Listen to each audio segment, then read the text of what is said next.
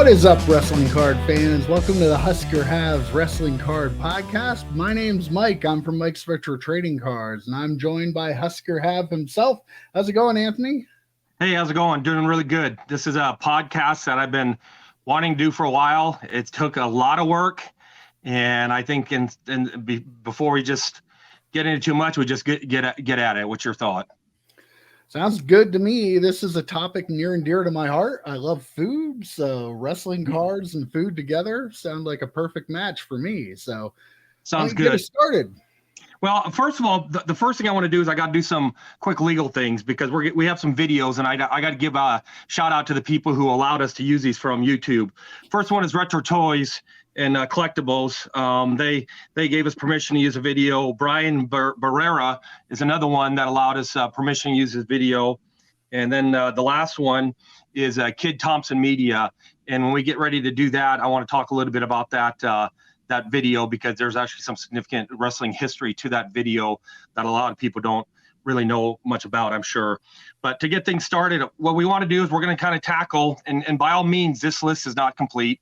As I've been building this list, there's still other things that kind of pop up to my head, but we're going to roll with what we have today and give people a good understanding of food promotions and how they impacted wrestling through the year. And the other thing people keep in mind is this is not trading card exclusive.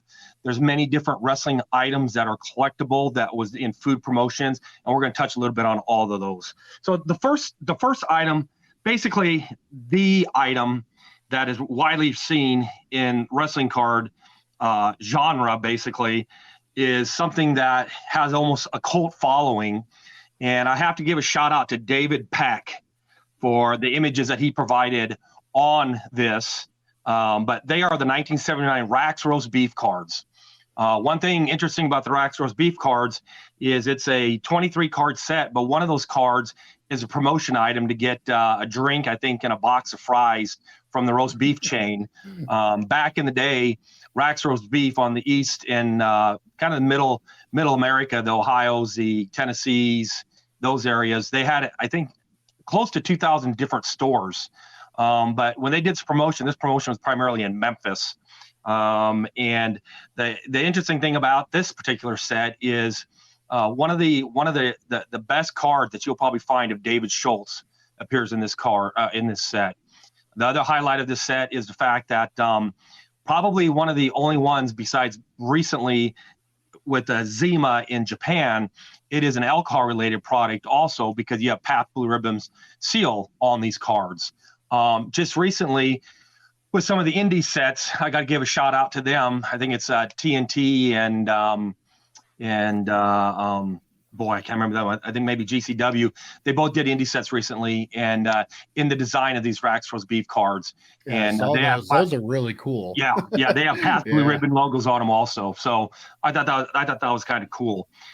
So you can look at the images that we put up of those cards. Those are provided by David Peck. I took some of the better ones so people could see, some of the more desirable cards per se, but also the image of that card that you redeemed. And a lot of people make the comment, why aren't there more of those cards available? And I jokingly, but with some sincerity, believe because the majority of them made their way to the floors of the auditorium when people were taking out the free drink, free French fry card, and people stepped on them.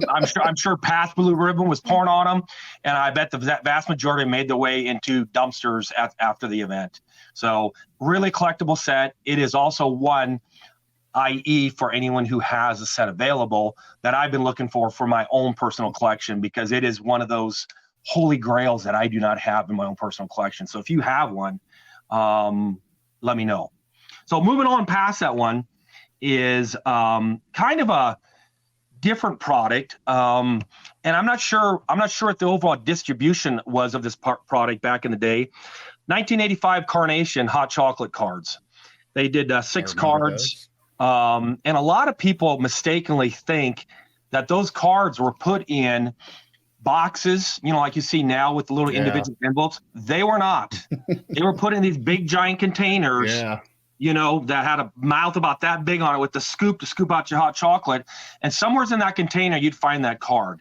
Sometimes they were in a plastic. Sometimes that plastic was broke. Sometimes there was cocoa powder all over that card. That's why those cards to this day are very hard to find in super high grades for people that grade, because they were not well protected when they were put in those containers. And I remember those specifically because as a kid, I remember opening 2 of those containers, fighting with my other 2 brothers to see who got those cards. and the cards that we pulled was the Koloffs or the Volkovs, no Koloffs, and the Sergeant Slaughter. Never did get a Ric Flair as a kid, but trust me, that was a card that everyone in the little town of Brainerd, Nebraska was hunting at the time frame.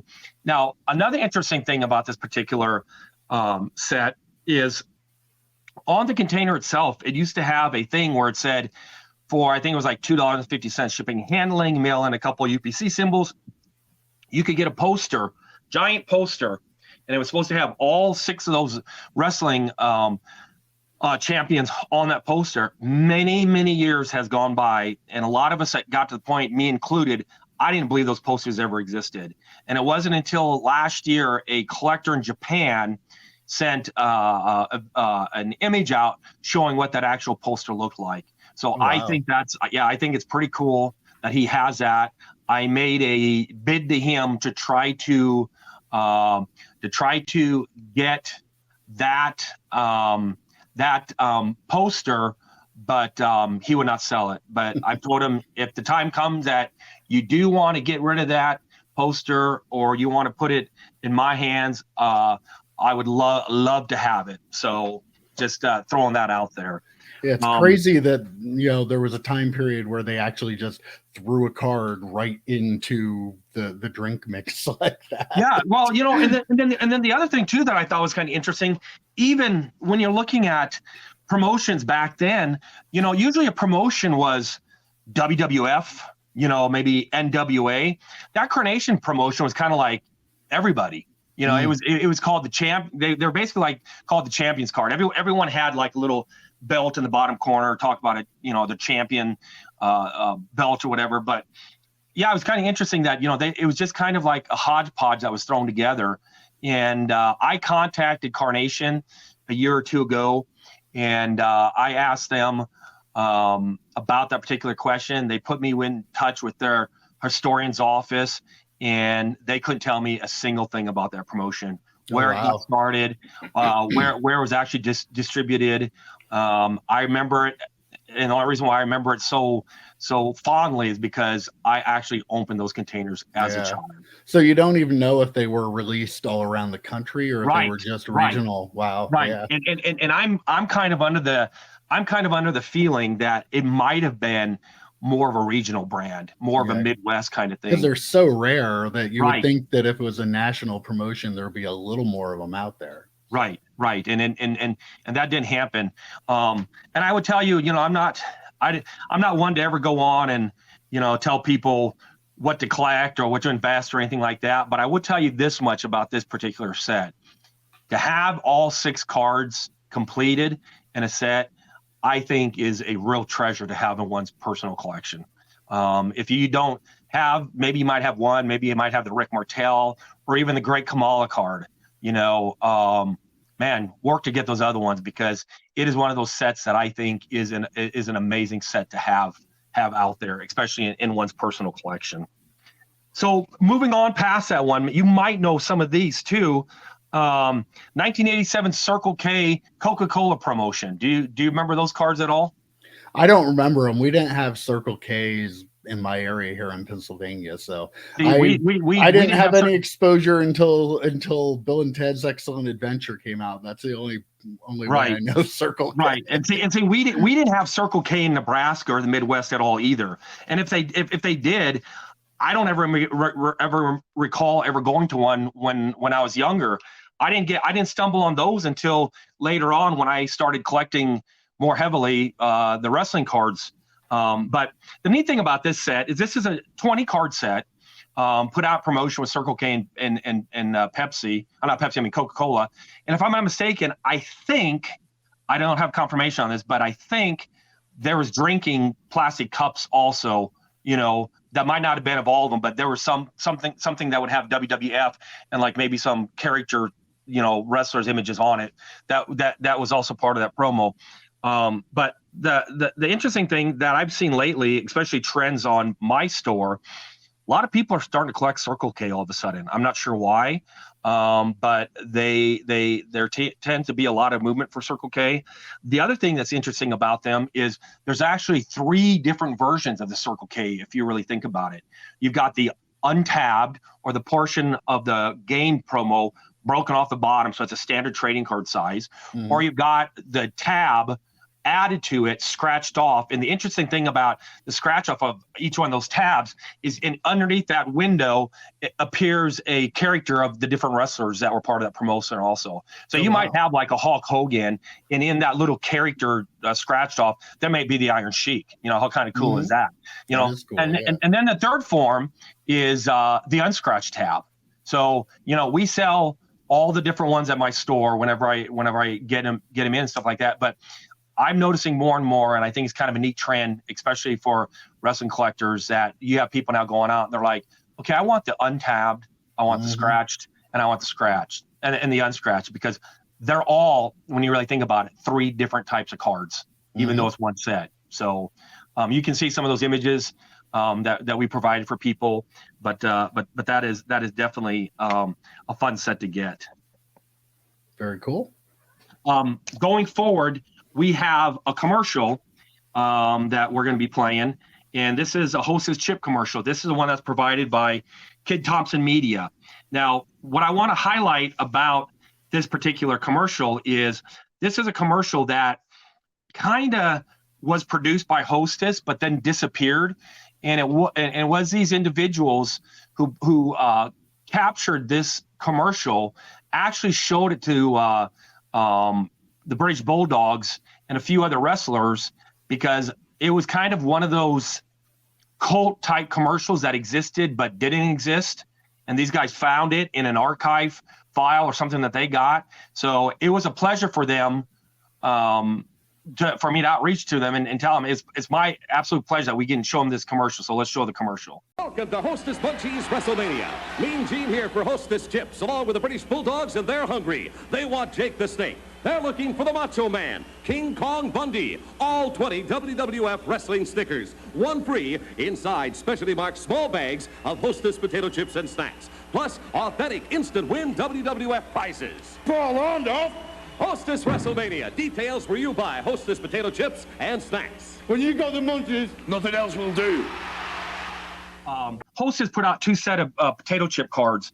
They did it in 1987 and 1988.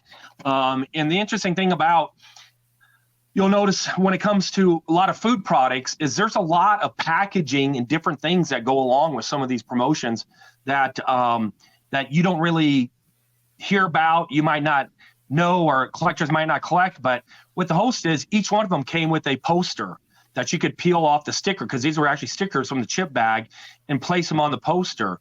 And the interesting thing about Hostess is they did more than just wrestling back at that time frame too. They did a rock and roll sticker set. They did a movie sticker set with John Candy and some of those actors from some of the movies like Uncle Buck back in the day. So they had their hands in quite a few different products, but we bring them up because of our love of wrestling, and they did these 2 wonderful sets in 87 and 88.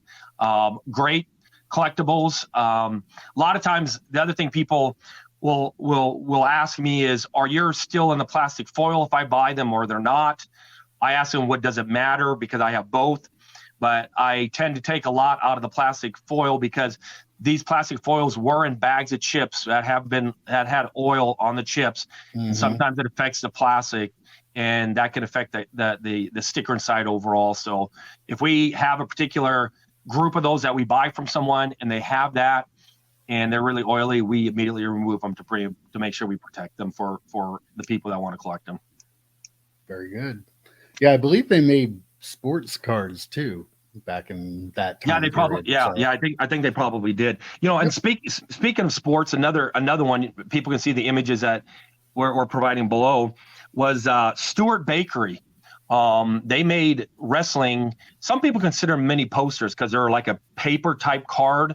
I don't know. I like them. They're a bigger card. They're almost like a 3x5 or 5x7. They're smaller than 5x7, I think, but they're a little bigger. And like the 87 Circle K, they also have a tab on the bottom that you could cut off for stuff from Stuart Bakery. And you can see in our videos, our pictures also, you'll notice there's a Montreal Expos baseball card. So Stuart Bakery, they didn't do just wrestling. They did baseball also. Haven't confirmed whether they did anything else. I'm sure they probably did, but just for this podcast, I found, the image of, I think it's Tim Wallich is the Montreal Expo on that card, but it's kind of interesting. And my understanding was Stuart Bakery was primarily in the Toronto area, or that side of Canada, where those came from. Yeah, I was wondering where they were from. Yeah, it was definitely Canada, and it should be the Eastern Coast, and that's why you'll see a lot of times, especially the baseball set, heavy in Toronto Blue Jays and Montreal Expos, because they're from that area, and they get promoted heavily from that standpoint. And Wallach was an Expo, so I remember him. Yep. Yeah, and that's the image I think that we flashed up for everyone to see as far as the baseball card is concerned.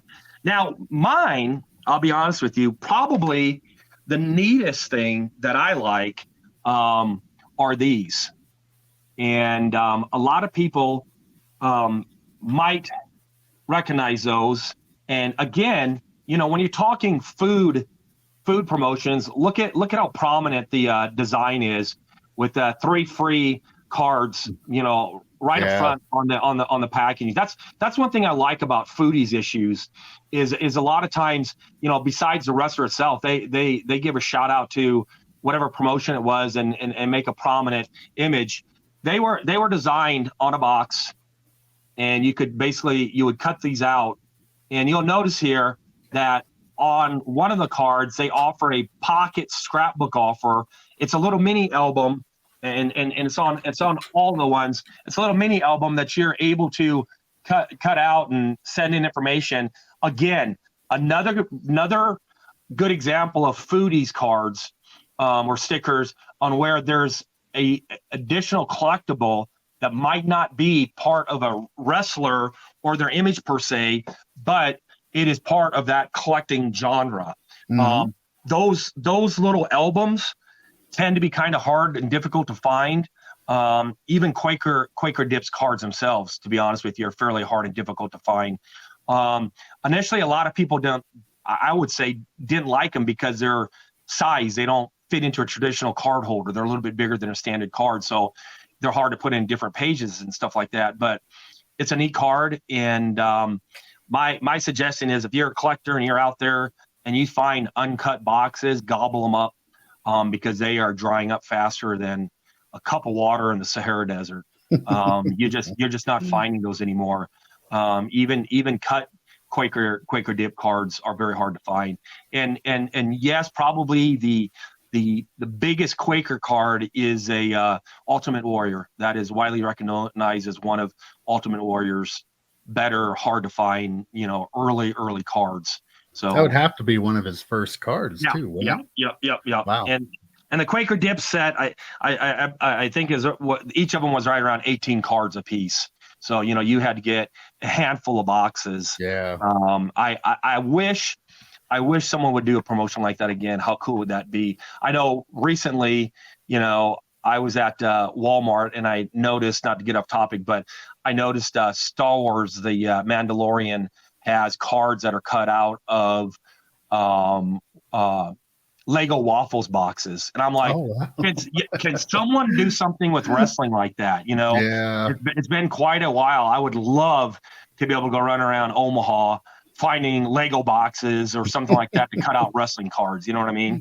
Definitely, I wish we would get something like that. I miss that with the sports cards too. I mean, they used to make everything and anything you bought, and they just don't do it anymore. And it was a lot of fun. That's something I wish they'd bring back. I think 2019, right before all the COVID stuff, Walmart, I think they did a baseball card set with their pizzas. You had to buy one of their Walmart pizzas, in the deli section, and there was a pack of Walmart baseball cards. Oh, wow. I'm like, they were so cool. I'm like, I don't understand why more people aren't getting into something like that, because it's just a really neat product that people could be collecting. So moving on, I'm going to bring up something that is very rare. A lot of people, I'm sure, probably don't know anything about it. Are Bonkers fruit candies. Oh, and awesome. you'll notice in the top corner, there's a thing that says WWF sticker inside.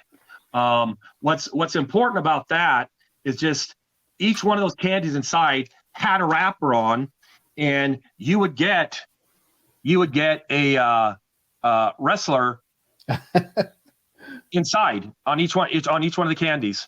So wow. I'm featuring both the Rougeau brothers, and I'm actually working because I bought a massive collection of these from another collector, and I don't believe that there's a checklist that exists for those today. I could be wrong, but I'm working on finally completing that checklist, and then people will be able to finally see all the images on our website underneath the Bonkers once I get all those finally done and put up. But there's a lot of food candy wise. We're going to touch on some more of those as we're going on. That is utilized in the industry. Probably one of the biggest things that people will see, or they probably have seen, have been Dunkin' Gum stickers. You'll see various Dunkin' Gum. There's Ric Flair. Now notice there's a yellow tab on the bottom. I'm going to show you a couple of different ones of these. There we go. Wow. Now those are blue in nature, but the thing about it is, those are the easiest way to tell the year of that particular product, because these stickers came out. And the other thing with these stickers, they also had a poster that you could get, I think, from your vendor when you were buying packs of Dunkin' Gum. But those come out in 3 different years. 92 is the yellow, 93 is the red, and 94 is the blue stickers. And most of those stickers, I think the sets were around 45, 48 stickers. Wow. And yeah, it's actually a pretty big set. Not only did they have a lot of action shots and poses, but there's even some logo cards, like I think the Road Warriors have a logo card. I know Ric Flair, Tatanka does, different things like that. So it's a really interesting set. Again, they were out of sticks of bubble gum, Dunkin' Gum. Another great product. Now, moving on past that, we'll jump a little bit ahead to 2000, and people have heard of Crazy Planet. Crazy Planet released a set of stickers that came in a pack that had a big sticker, a gum wrapper sticker, as well as a little mini kind of like card. But the stickers are like this, similar to the Dunkin', same size. That's Sting. And then you also have like this one. This one is Macho Man. Let me see if I get it centered right. There we go. That's Macho Man. So they're a great sticker. Another one of those sticker items, and they were also put into packs, and you would have to get a poster, and you could stick all those on there. But what a lot of people don't realize about Crazy Dips is they also did. Crazy Planet. They also did another product. Oh, wow. Okay, this is called Crazy Dips, and what these are is a candy that has a little lollipop shaped like a foot that you would stick in a wrapper to get like the sour stuff out of it. But you can see they did a great job with WCW in the marketing, decorating the box and all. And there's no checklist of those that I'm aware of that's available. I'm going to actually be breaking that box to try to finally put together that set, because your packs come your packs come like this, and but on the side is where your sticker is. Oh wow! So you can see there is 24 stickers in that particular set, and I'm going to be, that's another sticker set that I'm going to be working on to get a checklist. And again, that'll be checklists that people can find on my store, Huskerhavs, WrestlingCards.com. So I guess the one thing I would bring up about those crazy dips, a lot of people that are out there, you're looking at stuff on eBay, you may be at some flea market or something like that, and you can find these items sometimes. Don't be surprised if you go up and pick up a box and you find something that has a wrestling promotion like this inside it. I didn't even know anything about those crazy dips until a couple of years ago, and then I'm like, man, I really need to try to get that, because I don't see anyone else out with those out there. I want to get those, get them out there, get them exposed so people can see what they are, because I think they're a great collectible. So yeah, and WCW didn't do a lot of that kind of stuff too. No. WWF did a lot more of it. So it's really cool that it's the WCW. We're working on bringing on an individual that was part of WCW. I'm hoping this works out. This is going to be in a future podcast.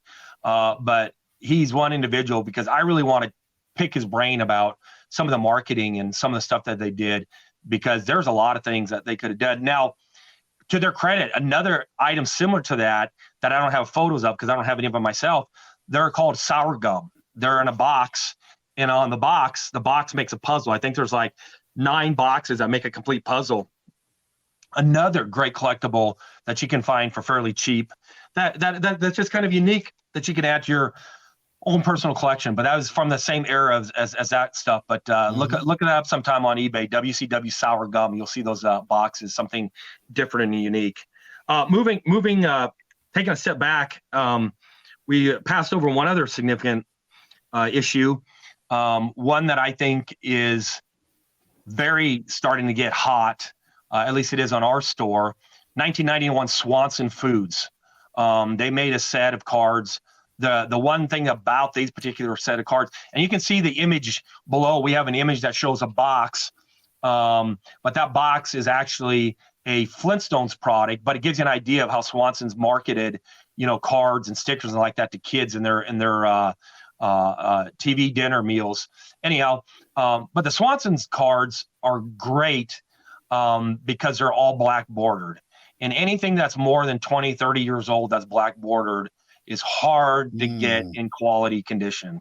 So if you can find them, and I've never been a humongous grader, but I can tell you they would probably be very hard to get in top grades just because they're black bordered and they came in those TV dinners like that.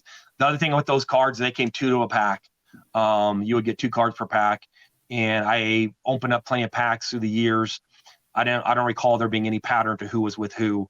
It was just by dumb luck from my understanding about it all. Going on, we have some other images. 1999, we saw Little Caesars pizza promotion with WCW, another WCW thing. They did a 4-card motion action card set.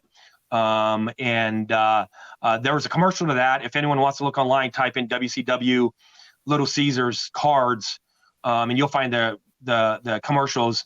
I tried getting permission to use that. I never heard back from the guy, so we couldn't use that video, but it's out there if anyone wants to see it. It's a great video showing 2 wrestlers in the ring. I think one of them was Goldberg.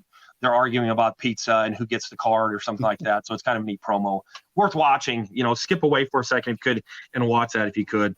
Going on, another great item. You'll see a wrapper or picture of a wrapper is 2002 Doritos.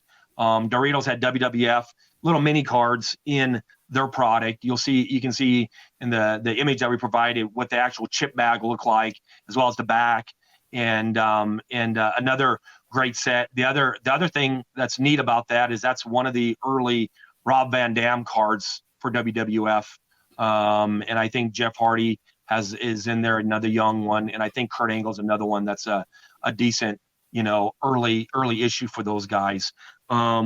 There was 12 cards in that set. I was not aware of an album or anything like that being issued for them. There might have been. If someone knows, please let me know. But I've never seen anything that shows like an album or anything being issued for those.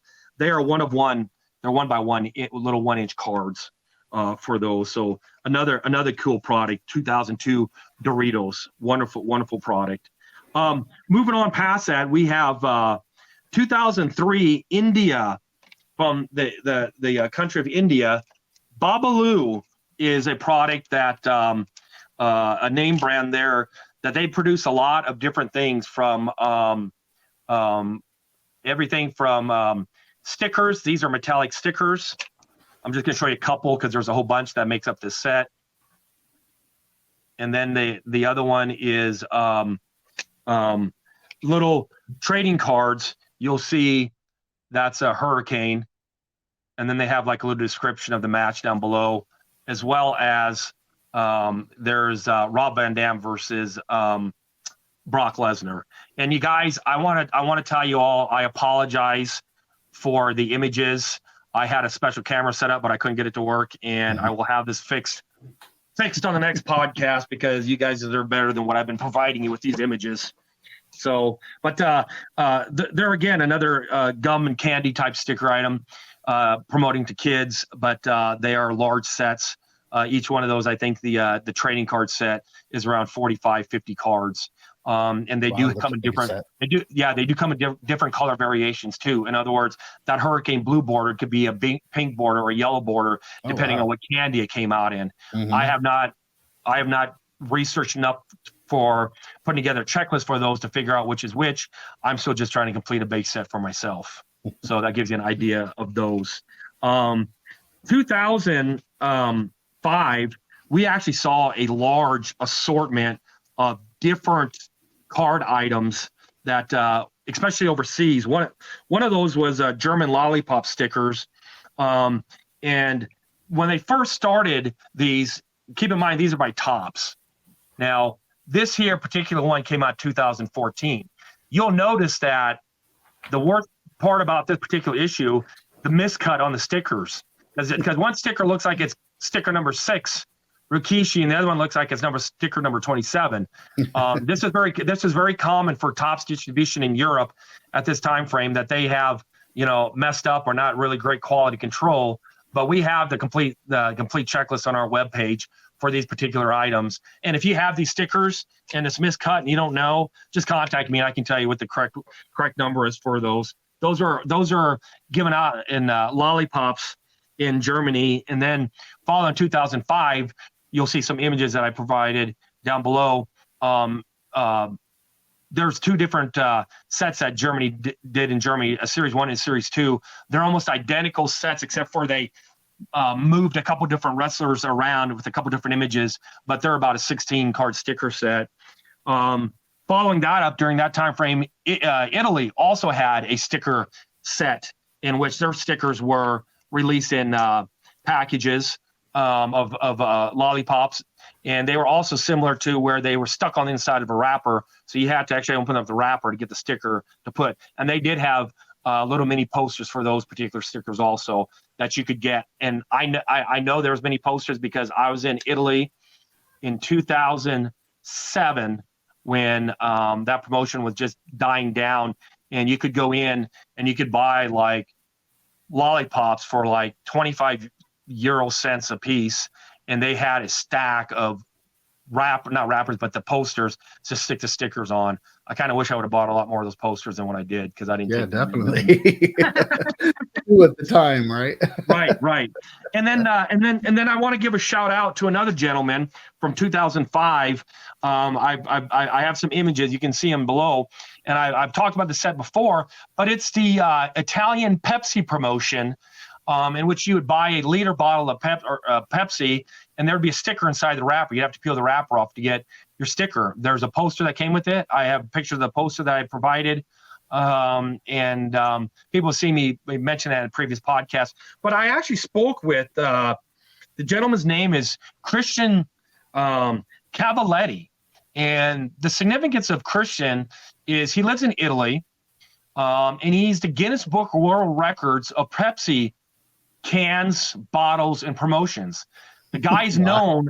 The guy's known to have everything. Now, when I contacted him about this particular promotion, He knew nothing of it. Wow. Now, this is a guy who's a Guinness World Record holder in the same area of Italy that I lived in 2007 to 2008.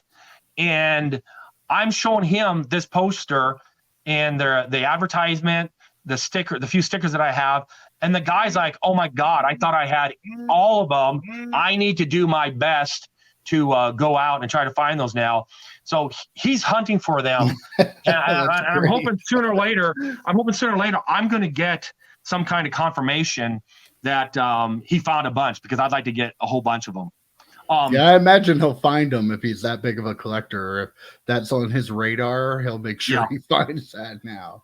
So continuing on with our food products, another interesting product, you can see the images below, was put out in Italy, and it's 2005 Yo Play. They did wrestling cards that came on juice boxes, as well as wrestling cards that came in yogurt containers. Two different type of images, different cards. And those both also came in this was also Italian products. Now, I'm not sure, because a lot of times Italian products would be the same in Spain. I can't verify whether or not these were in Spain in 2005 also, but I do know they were in Italy for sure. Moving on, a very interesting product. This is what I consider of the 2000s era genre. This to me is probably the number one set that I think a person should try to work to get out of their collection. I'm going to show you the wrapper.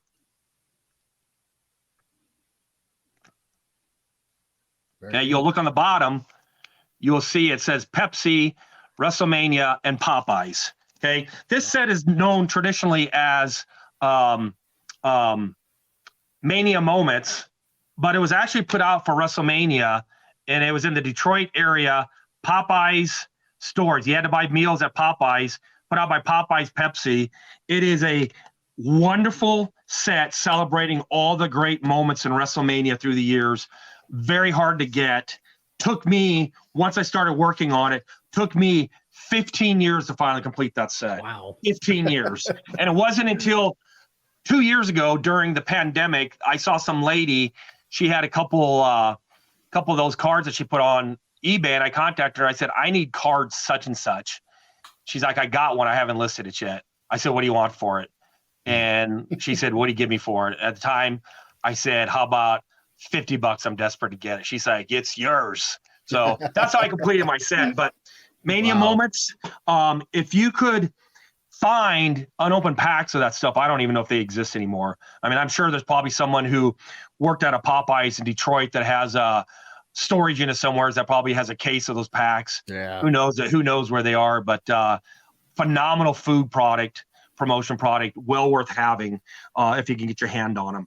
Now, getting into another neat item, this is in Germany, and another interesting German product. These are called bubblegum rolls. And at first you think, okay, so it's bubblegum, you know what I mean? And then, you know, you open them up and you get something like this. And it's a metallic card that shifts as you move it, kind of like the old Animotion or the Art Box cards. 18 of those came to a box. And the only problem that you have with them is you take the card off and they're numbered on back. But a lot of times you'll see you tear part of the box doing it. That's the only problem that you have with that. A great product though. I mean, if you can find these, you'll see there's another box that we have listed. There's another product that came out a year after that where the lids are now metallic, but they are small enough to put in plastic pages. But it's also put out by that same company a year after that. So you can see the image on that screen also. Moving on, 2009, we had a interesting product came out of Mexico. The company is called Bondi Fiesta, and they made chewing gum stickers. These are, again, stickers that were wrapped around pieces of chewing gum. They have two different boxes. They did a SmackDown edition, which you can see the box we have listed, as well as a Raw edition. Two different color boxes, two totally separate selection of wrestlers for each one. I've opened up through the years 2 or 3 of those boxes just to try to see if I could figure out how many was in each set. I mean, in each set, I think it was around 18 to 20 maybe for the SmackDown. And I think the Raw was a smaller set, but they're great stickers. And that's another one of those products. If a person searches hard in Mexico, there is tons of quality collectibles. One of my dream goals is to eventually go through Mexico just to go souvenir hunting for lucha libre and wrestling stuff like that, because there's all kinds of neat stuff that down there. Absolutely, that'd be fantastic. So much stuff down there. Yeah, getting back to Mexico, 2009, potato chips, Sabritas, I believe is what they're called. They came out with 2 different sets. One was a Slam Attacks trading card type, and then the other one were like the old traditional Pogs. Remember the milk pods back in the 90s that people went crazy? Well, they did about 108 card set for WWE down in Mexico in 2009 for those Pogs. And what's interesting about those Pogs is that set is broken down into different subsets. Everything from large, almost silver dollar size Pogs to quarter size Pogs that are plastic and see-through. And probably the neatest one they also have in that set are Pogs that are coins, like the 1988 Topps baseball coins, or the 2006 Topps Insider coins that came in some of those boxes. So they're really a neat product to get. Another item, and you'll see the picture that I provided below, is 2009 Mad Butcher. A lot of people probably don't know what the hell a Mad Butcher is, but it was actually a meat store in New Zealand. Wow. They actually did a WWE promo. Now, here's the kicker about this particular promo. It is identical to the same promo that 7-Eleven did in the Philippines. So the images and everything are almost 100% identical, except for the logos and everything on back. The Mad Butcher has a folder that the actual thick cards can pop into, and they're also one of those like the disc cards. You move the card, the Mad Butcher's image shifts also for people. One of the neater things that came out recently in this newer year, or I should say later years, was Hardee's. Carl's Jr. did a WWE promotion for kids, and in these promotions you'll see different card game pieces, but there's a bunch of different wrestlers that have different cards and images, as well as you have like John Cena wristband, a little medallion belt, and then a little ring and game table. So all that was produced by Carl's Jr. and Hardee's, and I just want to give a shout out to that food franchise.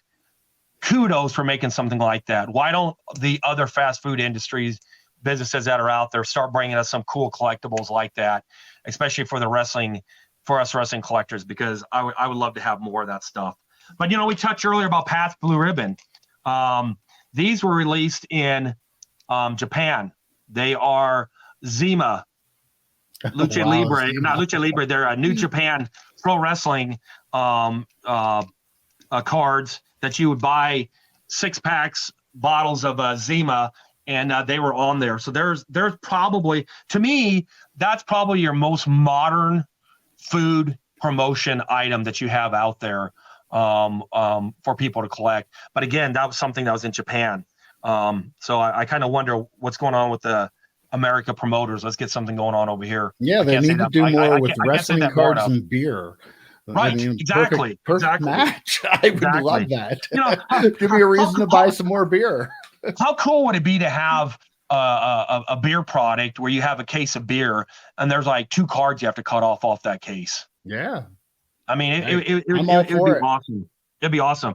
Now, moving over to across the seas, you'll see we have a product that comes from Russia, or the satellite territories. Ursa is one of these companies over in that area that do a lot of different products. This is actually chewing gum that they produce. But here's what the cards look like. Wow. They're really cool. Fine. They are a real nice card for something coming from the Russian area or their satellite states, as well as besides the gum that they did over there, they also did like Hostess potato chips or Doritos. They actually have chips over there that would have stickers that you would take and you would put inside your books. Wow. Kurt Angle right there. There's a rock up above. Let me see if I get this centered better. Let's see. I gotta go this way. There you go. Oh wow, very cool. But those are some now, of the cool what year items. Was that from? Russia. What year? I have not figured out the year on those. Oh, okay. I've taken magnifying glasses to all the different stickers that I have. Even the containers like this, you can look on there. You cannot find a copyright date anywhere on any of them. Mm. So I'm guessing those with the Batista on it, probably early, mid 2000s to 2010 era. But those other ones, those stickers, your guess is as good as mine. Because that's the one thing a lot of people don't understand about a lot of issues from foreign markets. One thing I hear people say, they mislabel all that stuff as it's a bootleg. It's not real. Well, licensing and trademarks in the United States for WWE doesn't pertain to Russia, doesn't pertain to Bulgaria, doesn't pertain to some of these other areas. That's why some of these other countries make products that might have wrestlers that are wrong. It doesn't mean that they're bootlegged. It just means that they are produced underneath a different standard than what they have here in the United States or in some of the European countries that have trademark in those license agreements with the United States. So I just want to let a lot of people know that are out there that collect, you see this different stuff and you're like, oh, it's a bootleg. It's a bootleg. It's a bootleg. If it's coming from a foreign country, it doesn't mean that's a bootleg. Chances are it's a licensed product within that country, or it's a product that someone in that country had to get permission to make. And it might not have all the WWE trademarks on it because, like I said, all of that doesn't pertain. Just because you have a trademark in the United States doesn't mean every country on this blue planet is going to honor that trademark in their country. Still very cool, though, either way. Yeah, yep. So another one that I want to show. Now, this is very rare, but it's definitely a food item. These are... This was a test issue that was only existed, I want to say, I think New Jersey and in selected states on the East Coast. But what they are is their WWF Attitude beef jerky containers. Oh, wow. And there's a set of at least, let me see if it says here, I think there's a set of 10 different ones that have different wrestlers on it. I was fortunate enough because I found a guy who had 2 of these containers. Like there's like here's The Rock. Wow. And here is one of my favorite wrestlers all time. Very cool. Very, very rare collectible item. Like I said, Foodies items does not necessarily mean just a trading card because there's so much stuff that can be used to promote a particular product. And this is one that I think is pretty amazing. Now we have another commercial that we're going to play with everyone's favorite Dusty Rhodes. I hope this video comes off very good. So let's take a minute to watch this commercial. Think first, many professionals reach for the smooth taste of Mellow Yellow. Woo, baby, Mellow Yellow, the taste that beats Mountain Dew. And now, Mellow Yellow has pictures and all the facts on your favorite NWA wrestlers. Ric Flair, Sting, the Road Warriors, and even my pretty face. Head to your favorite store and collect all 12. Woo! Take it from Dusty Rhodes, the American Dream. Make the Mellow Yellow move. We're back. That was the Mellow Yellow can commercial. And what's interesting about that is Mellow Yellow came out with a set of WCW cans that are almost like, I consider them almost like the RC Cola cans of the 70s that has a baseball player on it. Then I think they did football and limited basketball. Well, WCW did something similar, and they did all these wrestlers. What a lot of people might not know and my good friend who's cataloged a lot of collectibles shows on his link that they have additional 4 cans that came out a year later. The mellow yellow cans that you see in there are yellow in color, but the next series of 4 cans that came out a year later are dark green, like a 7-Up can, and says mellow yellow on them also. Much more rare, harder to find collectible wise, and definitely worthwhile grabbing your hands. Now, the last commercial that we're going to put up, let's do that right now, and people are going to see. You might remember that WWE cereal. So let's watch that commercial. It's time for Breakfast Mania! Introducing WWF Superstar Cereal. The big taste. Why are you on the box? You're the Legion of Dummies. You're doomed for disaster. What a great crunch! With tasty star shapes that are a super delicious part of this complete breakfast. It'll make breakfast a crunch fest. Yeah! New WWF Superstar Cereal. Super taste, super breakfast, super stars. It's Breakfast Mania! Okay, now we're back. So the reason I bring that up is because inside each one of those containers, you'll find these type of packages. And these packages are flip books of 3 particular wrestlers from that cereal. One is Ultimate Warrior, the Legion of Doom, and Hulk Hogan. Again, Foodies is a neat item of many different types of collectibles, and that's just another example of great collectibles. So at this point, I think I can say I've kind of took everyone on an interesting journey. I hope they found their information useful. What'd you think of it all, Mike?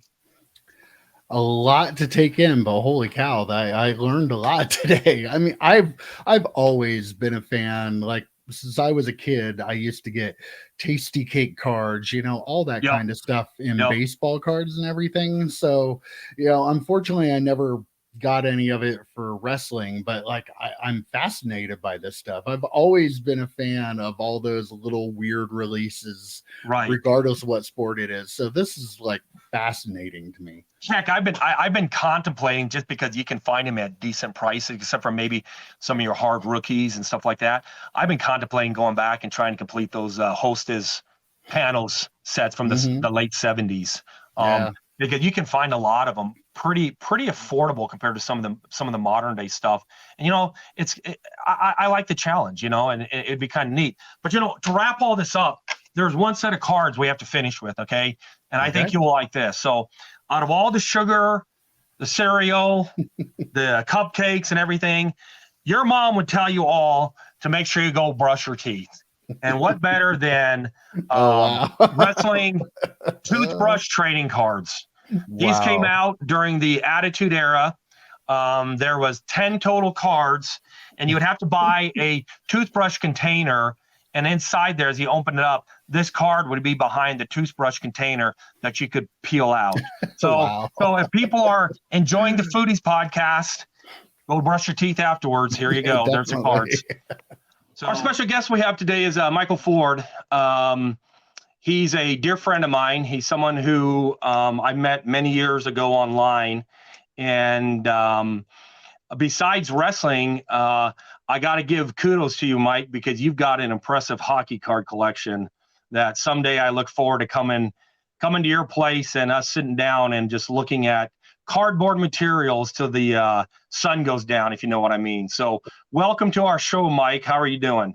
Thank you, Anthony. I'm doing well. So I want to touch base because this particular podcast that you're a guest on is called Foodies, and basically it's promotions in wrestling, trading cards, stickers, whatever, that deals with food items and the wrestling promotions. And I find it very interesting when I met you years ago that you probably, in my experience or my personal belief, is what I would consider the wrestling ice cream card expert. Tell me a little bit about what got you involved with the wrestling ice cream cards, and then definitely I want you to lead off with the story about the very first thing, which was the 8x10 photos and how you stumbled upon those in a grocery store. Go ahead. Well, I've been a card collector since I was probably about 9 years old. And I particularly enjoyed, after I'd gotten more seasoned in the hobby, collecting regional issues as well as what you would call foodies, because they were things that were just not available. Topps cards you could find basically in any city in the country, but foodies or regional sets you could not. And though they had to some less value, to me they were more interesting because they were more challenging to collect, Sure. to track down. And I had started with doing regional sets in baseball and some in football. Nestle's, you might remember, and Kellogg's, things like that. They would issue sets, and I remember I collected the Carnation wrestling set that was. Yep, we just talked about that briefly at the very beginning of this podcast. Go ahead.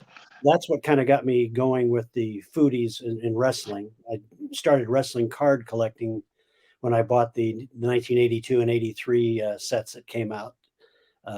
They were kind of like the rookie cards, as they were called, although we know there were earlier cards of many of those guys. They just weren't nationally known. But anyway, I got into the wrestling ice cream set when my wife and I were vacationing in 1987 in Los Angeles, and we went into a store. I'm trying to recall the name of the store. I knew it earlier, but anyway, we went into a store, went into the food section, and by that time, they were having WWF Ice Cream Bar commercials on the broadcasts, and they were also having them in the pages of the WWF magazine at the time. So I was aware that they existed. I had never seen them in Northern California, where I lived at the time, but in Southern California, now I recall, it was Vaughn's, and they had a section of ice cream, and in there were these, like you would see, the wrestling ice cream boxes. The boxes did not have cards at the time. They had only an offer, a send-away offer for 12, what we would call WWF promotional photos of the likes of Hulk Hogan, the Macho Man, Jake the Snake, Roddy Piper, and the like. Anyway, I bought 12 of the boxes. I'm trying to recall because it's been so long, but I bought enough boxes to send away for the complete set. I think it was like maybe $5 or something like that, which was ridiculous. Mm-hmm. You almost never see these photos anymore, but I still have my original set that I sent away for. And that got me piqued with the ice cream, because the next year when they came out, I was a mailman in San Jose.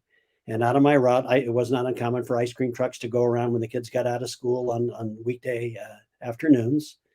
And I remember seeing the advertisement on one of the ice cream trucks for WWF Ice Cream Bars. This would have been 1988. So I bought the first year of the actual trading card. That's right. So I bought a box, and I saw the card in there, and the box said there were 12 different. And this is like right up my alley. I loved it. So I would continue to buy, and I even traded with kids on my mail route. You know, the mailman trading cards with kids on the mail route seems kind of preposterous, but that's what I did. Probably now I'd be looked at with more scrutiny by parents. Yeah. Go figure.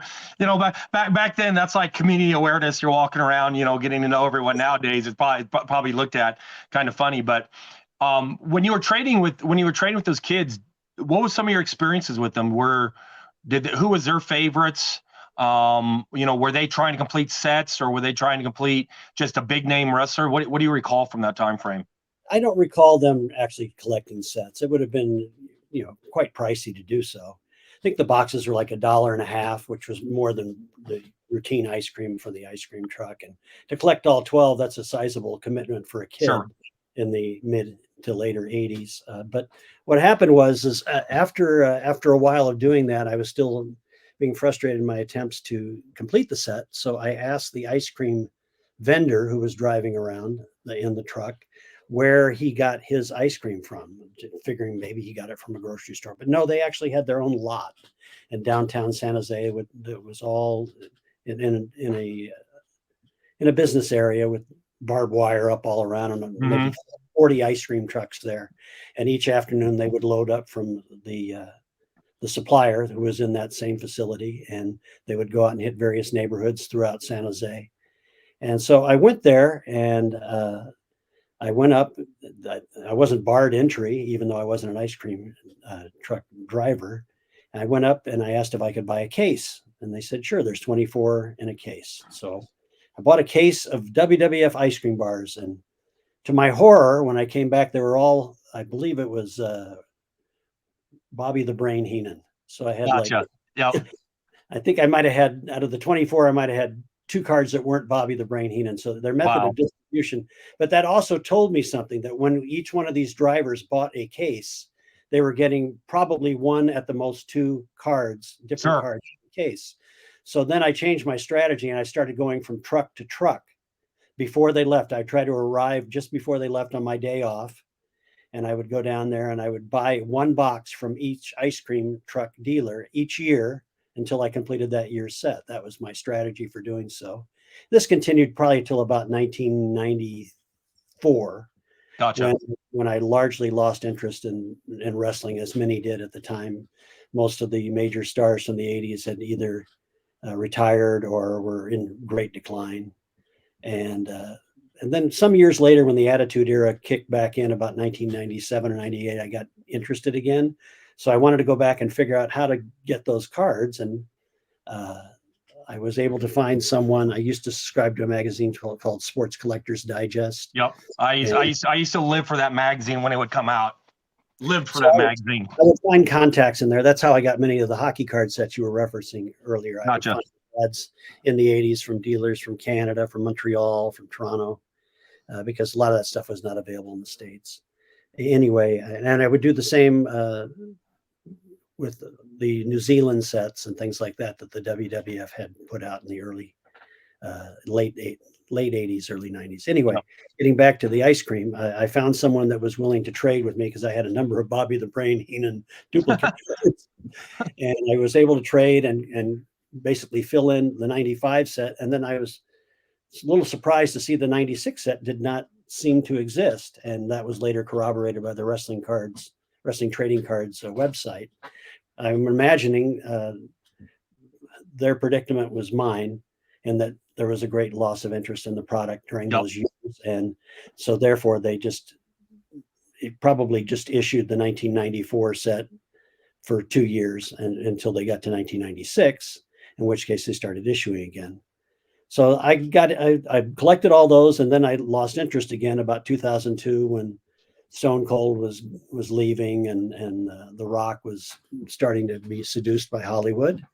And so I stopped collecting briefly there. And then I got back into it again just because I went into a store that sold wrestling boxes in San Jose. I'd yet to see one. So I bought a box that had Jericho on it. I was surprised to see that there were only 10, I believe it was 10 cards in the set. Yeah. The Austin card was particularly puzzling. And because on the Wrestling Trading Cards website, they had pictures of 2 different Austin cards, one with the WWE logo that was obviously issued after the WrestleMania in 2002, and one with the WWF logo, which I would surmise, being a 2002 card, to exist in very small numbers. I'm assuming it was pulled, the minute they changed their logo and the name of their company due to legal reasons.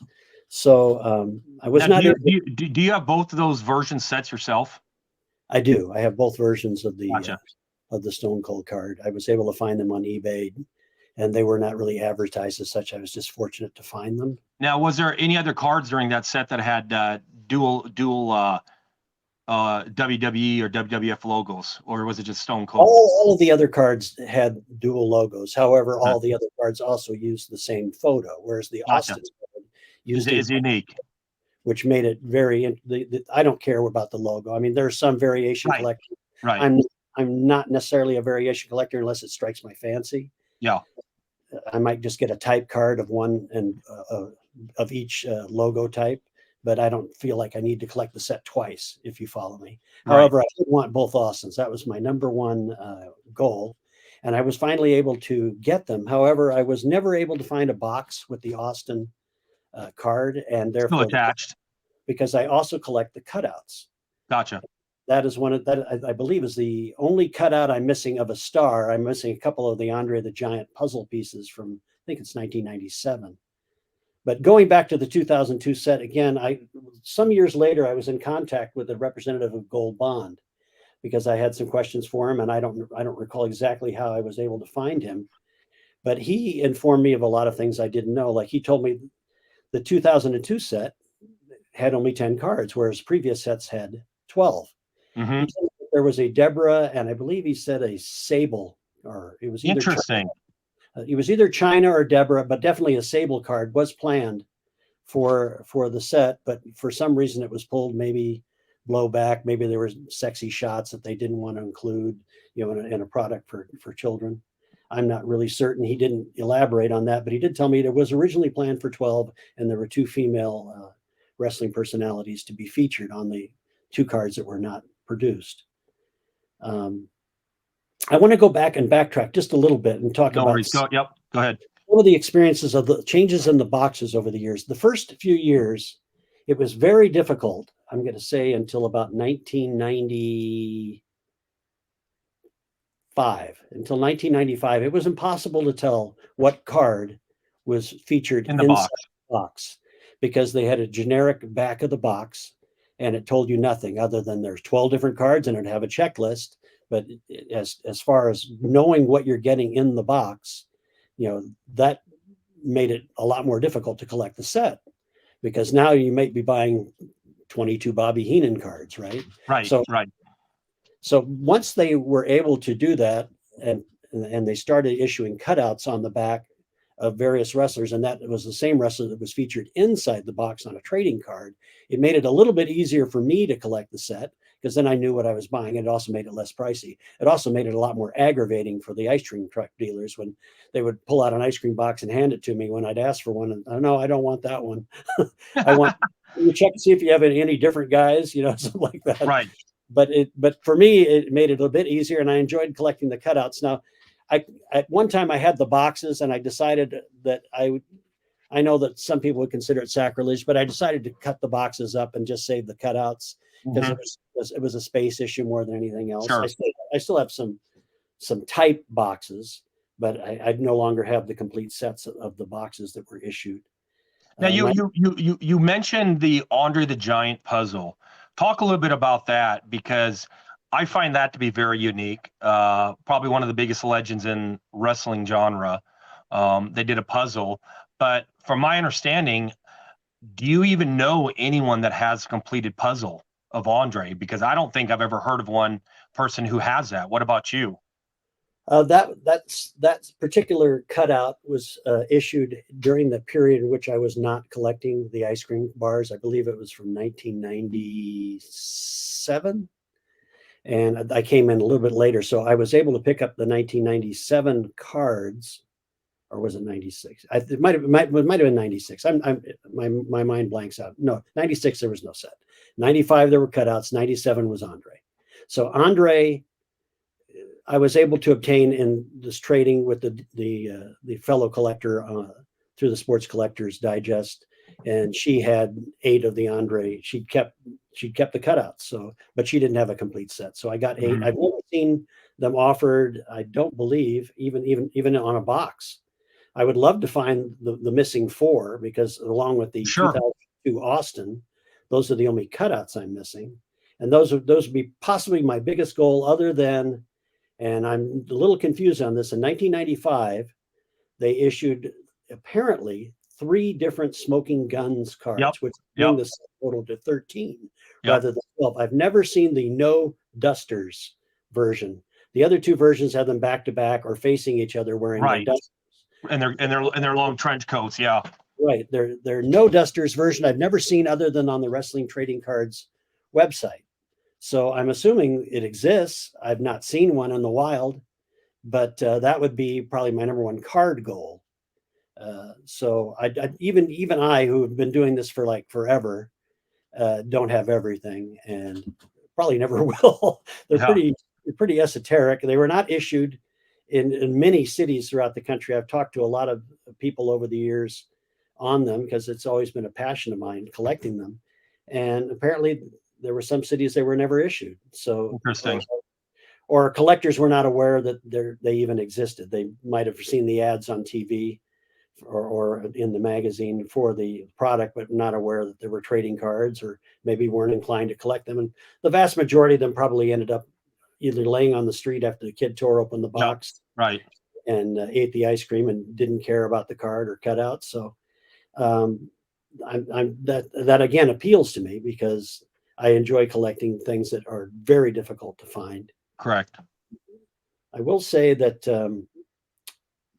I want to go back again to the 1987 promo photos, which is the thing that got me to it. Sorry to bounce around a little bit. No, you're fine. You're good. The 1987 promo photos arrived, and they were gorgeous. They were about 8.25 inches by 11. And those were the first promotional photos that I had ever owned of wrestling stars. And I loved them. I kept them for years. And then I would say I still have them, by the way. I would say about maybe 10 to 15 years later, when I got online, as many of us did in the early 2000s or late 90s, I discovered a community that enjoyed collecting and trading and selling wrestling promotional photos of either WCW or the WWF, and that appealed to me. And I got into that as well. And I have an extremely large collection of Yes, you do. Yeah, I got to give you props. You probably have, and we'll probably do a podcast someday. I'll bring you back on.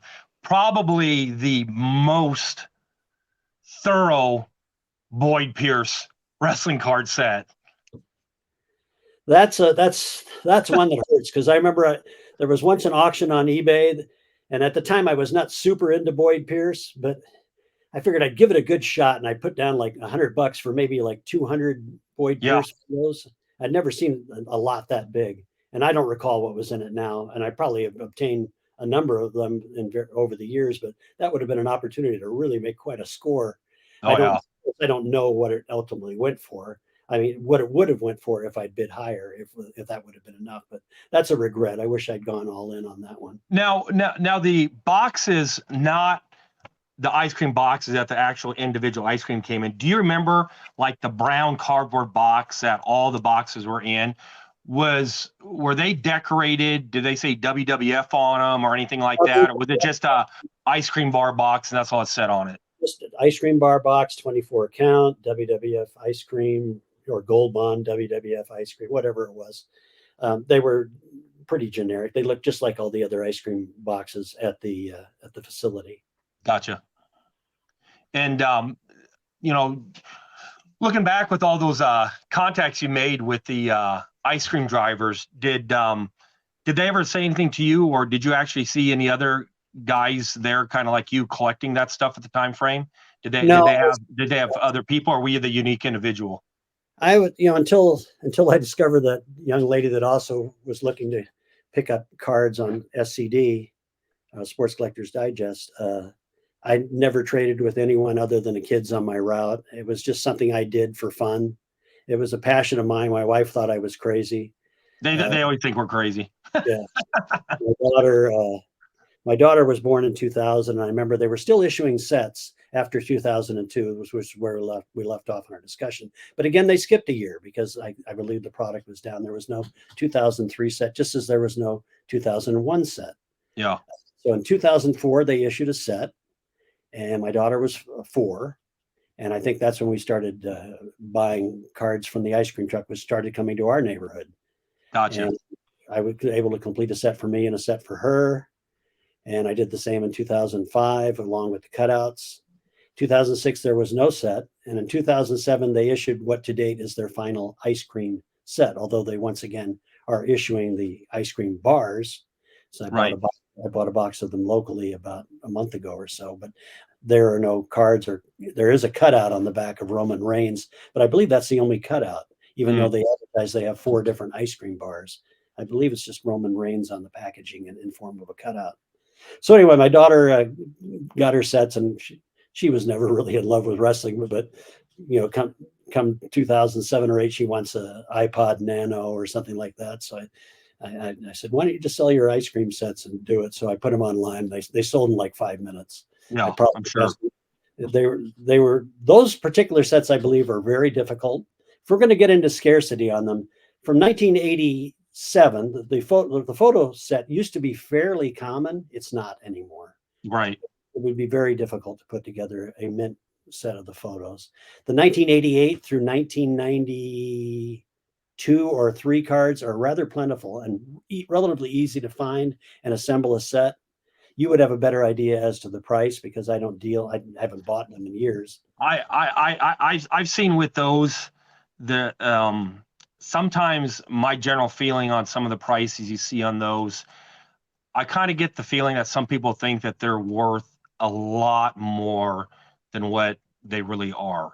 They're very collectible, but when you have a beat up card of, say, Hulk Hogan that's bent in half, or the top corner might be missing and someone's trying to get $100 for it, it's kind of like, let's be realistic, people.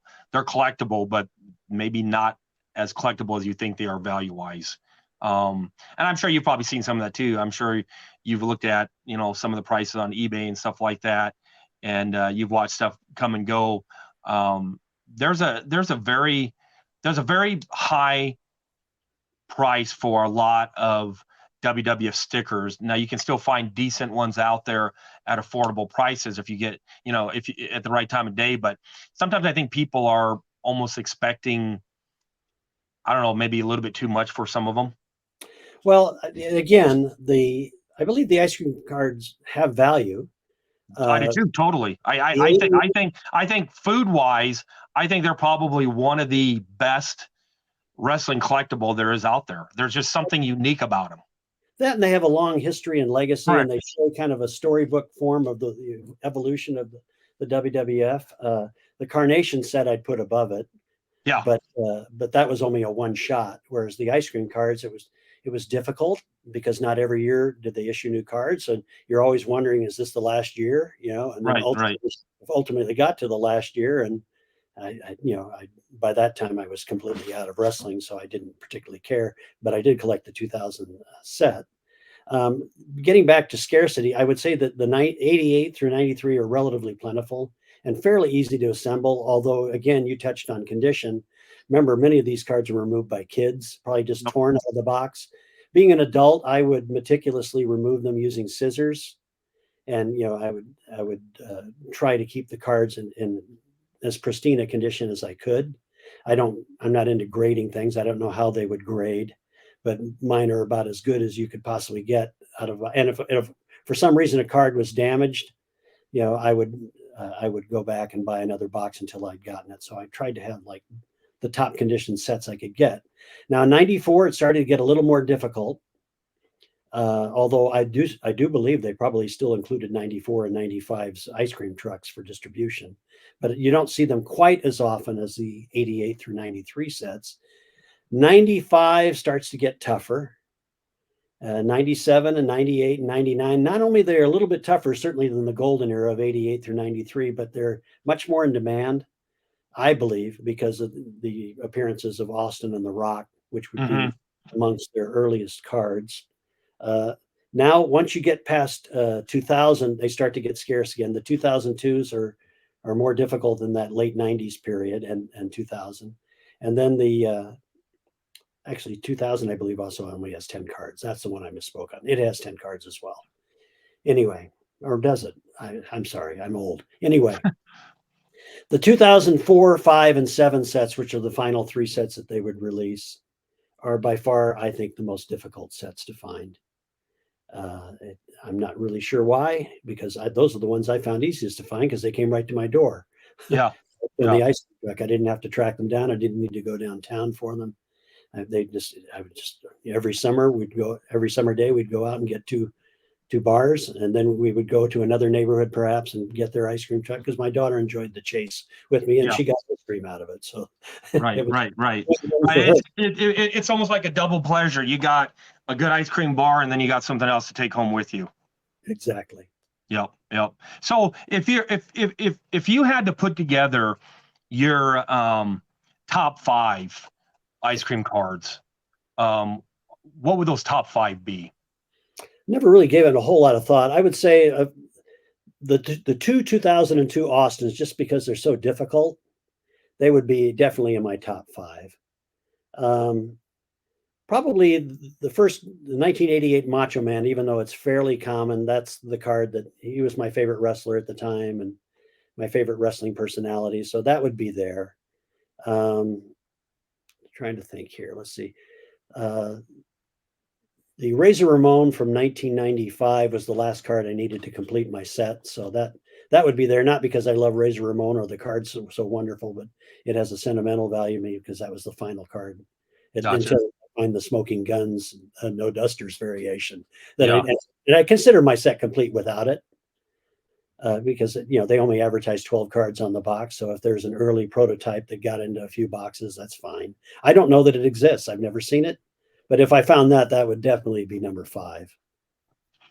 Did getting back to the Smoking Guns, did you ever hear why there was a different photos or why those were changed? Did you ever catch wind of any of that?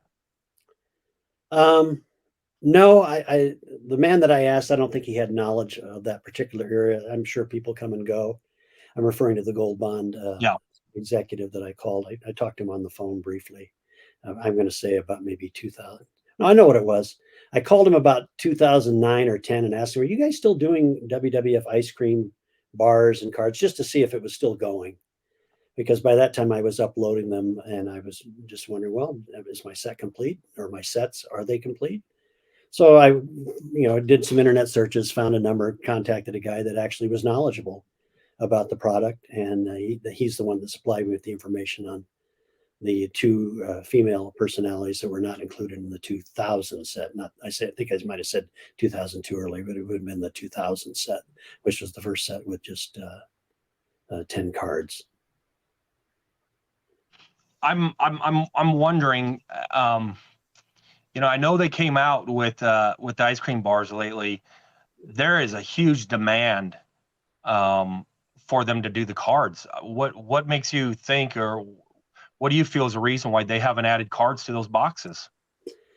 You would think even if they weren't doing the cards, they would at least do different cutouts on the back. Sure, yeah, something. I would think that you make it collectible. Your collectability of these things rather than just one-off, eat it and throw it out type thing. I couldn't answer that. I haven't spoken to anyone about it. I just picked up a box just for old time's sake, and I have it still in my freezer. I haven't even eaten the ice cream, so I'm kind of reluctant to open the box. Well, I want to say I really appreciate you coming on, Mike. I think your perspective and everything for the ice cream card is just perfect for our podcast with Foodies, with everything we're talking about. You're a wonderful collector. I consider you a wonderful friend. I really appreciate the perspective that you brought.